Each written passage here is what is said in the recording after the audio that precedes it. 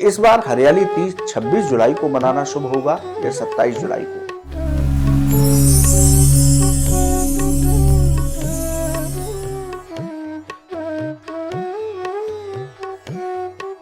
राधे राधे बंधुओं, बहुत स्वागत है आपका इंडिया न्यूज के डिजिटल प्लेटफॉर्म पर।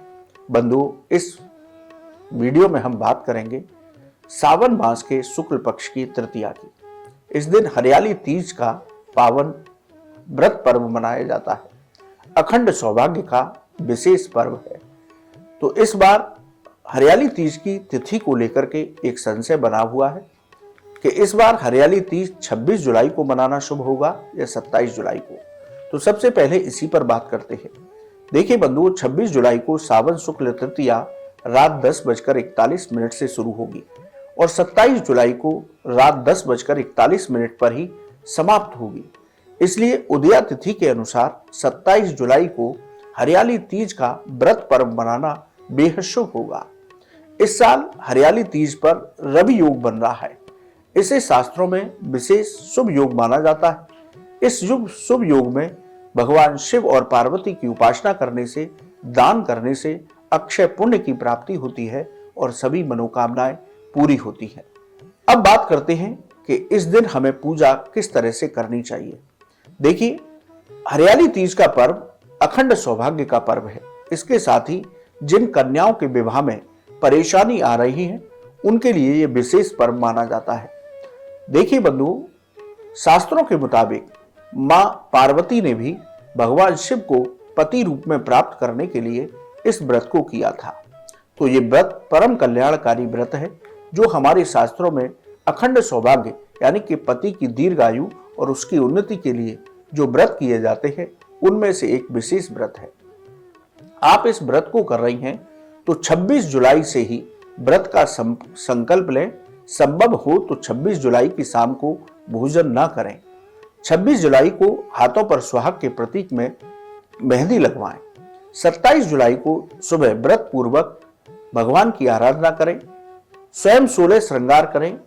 एक चौकी पर बालू या मिट्टी से शिव और पार्वती जी के विग्रह बनाएं। संभव ना हो तो शिव और पार्वती जी की फोटो यानी कि छाया चित्र रख करके उसकी पूजा करें।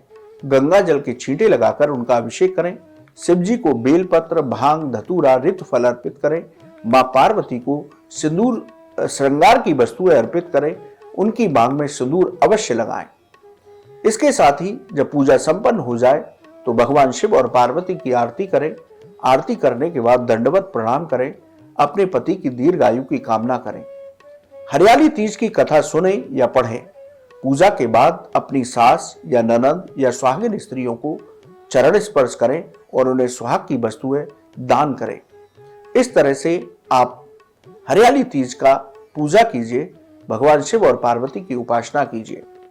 जो महिलाएं पहली बार शादी के हरियाली तीज का व्रत रख रही हैं, उनको विशेष रूप से भगवान शिव और पार्वती की पूजा करनी चाहिए, जिससे कि अखंड सौभाग्य की प्राप्ति होती है।